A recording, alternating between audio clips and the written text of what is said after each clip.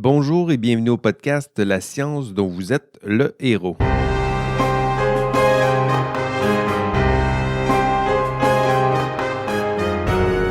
OK, dernier module, le concours de BD, donc toujours en compagnie de Linda Marie-Clémence Agbo et Marie-Hélène Girard pour parler de notre programme 2022 de la semaine sur la conduite responsable en recherche.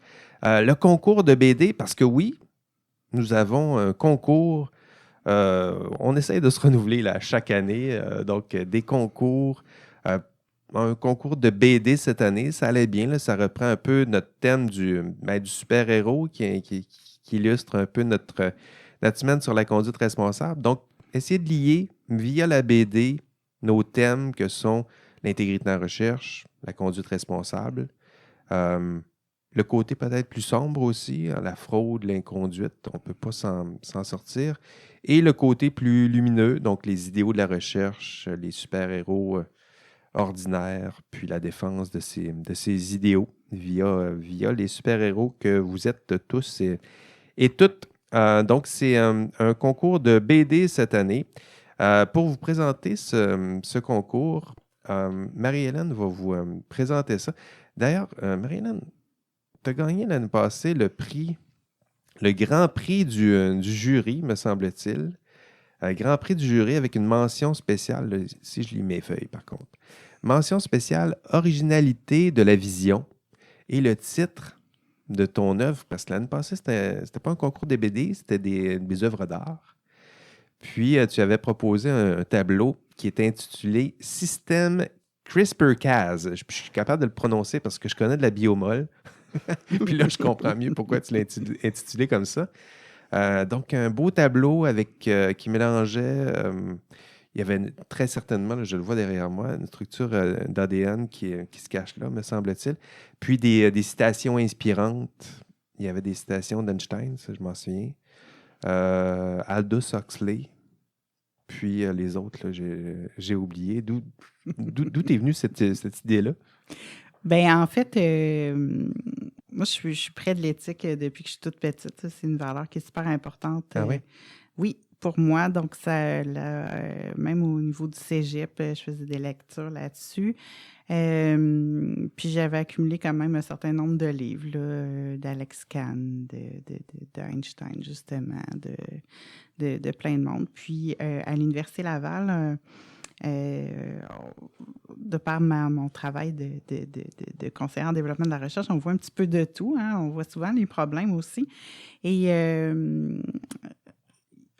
on voit aussi de l'excellente recherche. Puis je voulais mettre en lumière là, le tableau. Là. J'espère qu'il va toujours être visible sur le site. Là. Oui, il est là. J'ai regardé dans les. Si vous allez sur le site de la conduite responsable, dans les années passées, il y a moyen d'avoir accès au Au tableau en dit question. tableau. Mais ça reste quand même une petite photo. Mais là, je vois le tableau derrière moi. C'est pas mal plus le fun de le voir de plus près. On va le voir en vrai, mais en fait, le but, c'était de mettre en lumière là, une découverte qui a été faite ici à l'Université Laval, Ah oui? qui a reçu un prix Nobel récemment aussi. C'est la découverte justement du système CRISPR-Cas. C'est c'est la découverte en fait qui peut être attribuée en partie à Sylvain Moineau, un de nos chercheurs ici. Et, Sylvain Moineau, c'est CRISPR-Cas. oui, Je le c'est lui savais qui même pas. Oui. C'est la preuve que ça fait longtemps que je suis plus en biomol, là, mais vraiment Oui. impressionnant. Puis Sylvain, c'était mon professeur, notamment en microbiologie. Oui. C'est une personne que j'ai toujours admirée.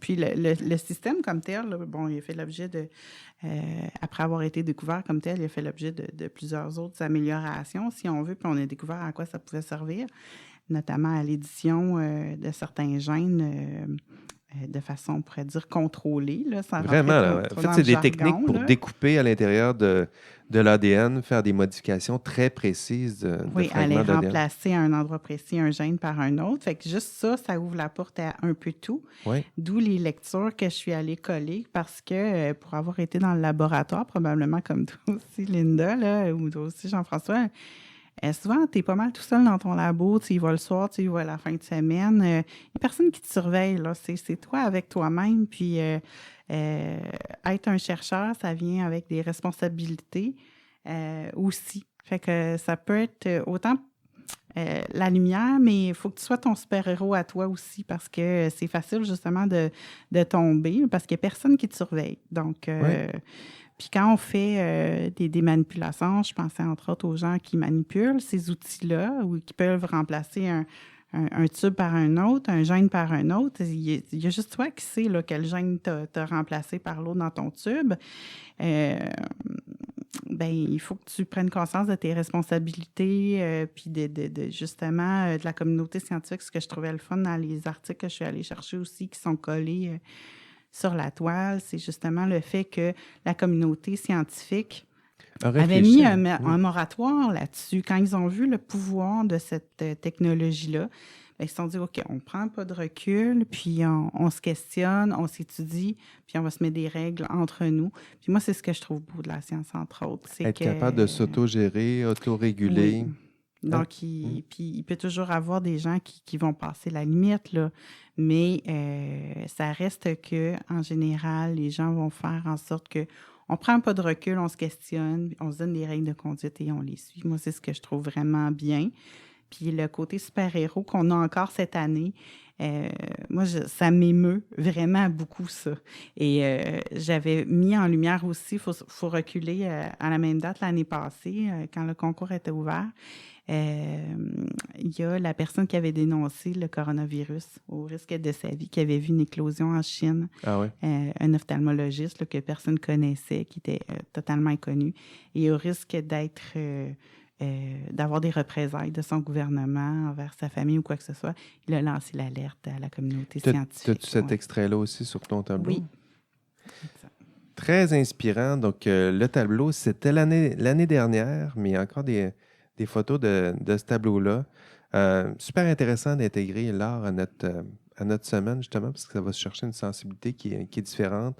Des fois, aller chercher le non-dit, ce qui se cache dans ce que notre intellect ne peut pas toujours formuler, puis donner des conférences. Donc, l'art qui peut consigner tout ça en un geste ou une image, quelque chose de beau, de bien, de choquant, parfois. Donc, on a repris puis l'année passée, tu n'étais pas dans le comité organisateur, c'était gagné. Non. Rassure-moi. Si on parle de conduite responsable. Non, pas du tout. Oui, non, il ne me semble pas non plus que tu étais sur le comité organisateur. En fait, tu n'étais pas là, je pense, l'année dernière.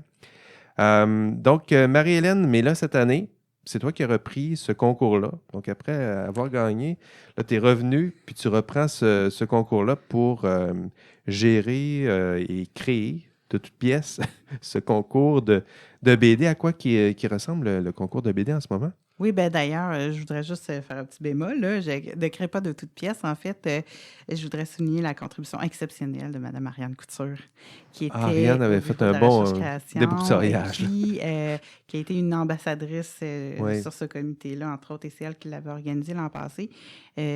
Ariane nous a quitté pour l'Université de Sherbrooke, mais pour un poste de professeur. On est vraiment fiers pour elle. Ça va continuer d'être une ambassadrice de la conduite responsable en recherche.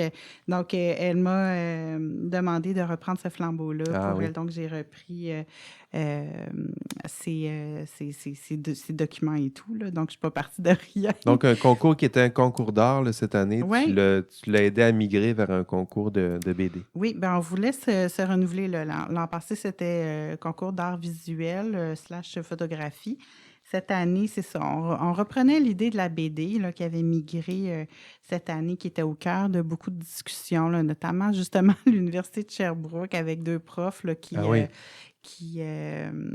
en avaient fait une représentation pour faire passer justement la science par les BD. Mm-hmm. Et voilà. Donc, ces personnes-là vont être sur le comité organisateur. Génial. Le comité, en fait, pas organisateur, mais le comité de sélection, le jury, exactement, ainsi qu'un ancien vice-recteur à la recherche, création et innovation, M. Edwin Bourget, qui est aussi un artiste et qui fait des toiles magnifiques. Donc, ils ont accepté d'évaluer les BD que vous allez faire cette année. Et pour participer au concours, on fait quoi? C'est très simple. On va sur le site de la conduite responsable en recherche et le seul contrainte qu'on a mis, c'est de faire une planche. Donc, ça peut être, vous pouvez faire juste un 4 cases si vous voulez, mais maximum une planche là, de type 8,5-11 lisible. pour que ce ne soit pas notamment un livre, OK? C'est juste une planche. Puis déjà, de demander de produire une planche dans si peu de temps, c'est du travail. Là. Si vous voulez aller admirer ou quelque chose pour vous inspirer, on a déjà le doyen de la faculté de médecine qui va contribuer, entre autres, à la semaine sur la conduite responsable, qui nous a fait une belle planche là, pour s'amuser. Donc, si vous voulez aller regarder ça, c'est sur notre site aussi. Mais c'est libre à vous. Vous pouvez faire lumineux, sombre, sur les beaux côtés, comme tu disais, Jean-François, tantôt. Les moins beaux côtés, on veut rire, on veut pleurer. Amusez-vous, laissez-vous aller. Oui, les thèmes cette année sont tellement riches là, pour faire une BD ou une planche qui a de l'allure. La planche du docteur Poitras est super intéressante aussi. J'en ai parlé avec lui en entrevue que j'ai faite avec lui. Là, c'était vraiment intéressant de voir qu'est-ce qu'il nous a produit. Je suis convaincu que ça va pouvoir en inspirer, mais je suis curieux de voir à quoi ça va pouvoir ressembler. Est-ce qu'on a d'autres choses à ajouter sur le concours? Non, les prix vont être remis. C'est juste à l'université. Donc, si vous êtes à l'extérieur, vous nous écoutez, désolé. Peut-être une autre année. Inscrivez-vous à l'université, tout simplement. Voilà. Il y a tellement de Prenez-vous un programmes. cours. Plein de beaux programmes, plein de cours. Puis après ça, vous viendrez gagner le concours ceci étant dit, c'est pas juste pour les étudiants, les membres du personnel. Oui, c'est vrai. Même les gens des centres affiliés, là, les centres de recherche qu'on a mentionnés, les employés d'Articnet, par exemple. Dès que vous êtes lié à l'Université Laval d'une quelconque façon, vous pouvez... Tout le monde est responsable de la conduite responsable.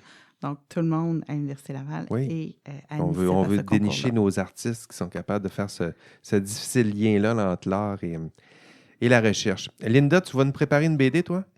Non. je peux te faire du CRISPR-Cas9 au labo, mais je peux pas te faire une BD. Ah, OK, bon, c'est bien. Non, vous ne voulez pas voir non plus mes dessins. Donc, ce sera tout pour le concours de BD. Ce sera tout aussi pour nos enregistrements. Merci de m'avoir accompagné. Donc, merci à Linda. Merci à Marie-Hélène d'avoir participé à cet enregistrement. Un enregistrement que je vais sûrement diviser en quelques petits bouts. là, je ne veux pas briser la magie. On a enregistré ça tout d'un trait. Puis, je vais diviser ça un peu là, pour vous partager l'ensemble du contenu, les différents panels. Donc, merci à vous deux de défendre à votre manière les idéaux et valeurs de la recherche dans notre très chère institution universitaire. Le travail de l'ombre de celles et ceux qui en font tellement, trop souvent, sans reconnaître leur contribution extraordinaire aux idéaux de notre institution. Je me permets, Jean-François, si tu veux, de souligner la tienne, contribution, non seulement au comité, mais à cimenter tout ça, les balados-diffusions, c'est ton initiative. On est dans ton bureau présentement que tu as équipé avec, les gens ne peuvent pas voir, mais avec des beaux micros. C'est super bien installé. Donc, chapeau à toi pour cette organisation-là, de cimenter aussi le comité sur la conduite responsable en recherche, tâche qui s'ajoute à toutes tes autres. Merci. Marie-Hélène. Je n'avais pas prévu ça à ma feuille de route d'aujourd'hui. C'est très gentil de le souligner. J'adore ça, entre autres, parce que je trouvais que quand on faisait des panels, on met des semaines, sinon des mois, à booker des invités incroyables. Puis finalement, ils sont là, puis ils parlent pendant 10 minutes, puis c'est vite réglé. Alors que je me suis dit, faudrait aller chercher un peu plus de contenu avec ces précieux invités. Puis, au moins une fois par année, j'essaye d'accueillir ici en studio ou à distance quelques-uns de nos précieux invités pour avoir une entrevue avec eux, puis explorer davantage ces thèmes précieux qui sont les nôtres en matière de recherche et de conduite responsable en recherche. Ce sera tout. On vous attend en grand nombre. Donc, la semaine sur la conduite responsable de l'Université Laval, ce sera du lundi 2 au vendredi 6 mai plutôt. Nous y discuterons ensemble de l'importance de l'intégrité et de la conduite responsable en recherche, de la probité, je vais le dire, des actrices et acteurs de la recherche et du nécessaire lien de confiance du public, parce que à la fin, ça repose là-dessus, la confiance du public envers la science et ses institutions. C'est tout. Merci à vous d'avoir écouté ce podcast de la science dont vous êtes le héros. Votre hôte, Jean-François Sénéchal, et mes invités aujourd'hui étaient Linda Marie-Clémence Agbo, Marie-Hélène Girard, deux autres super-héroïnes qui travaillent dans l'ombre, mais dont le rôle est tellement précieux. Merci encore à vous deux. Allez. Merci à toi. Merci Jean-François. On se revoit au prochain épisode. Allez, bye bye.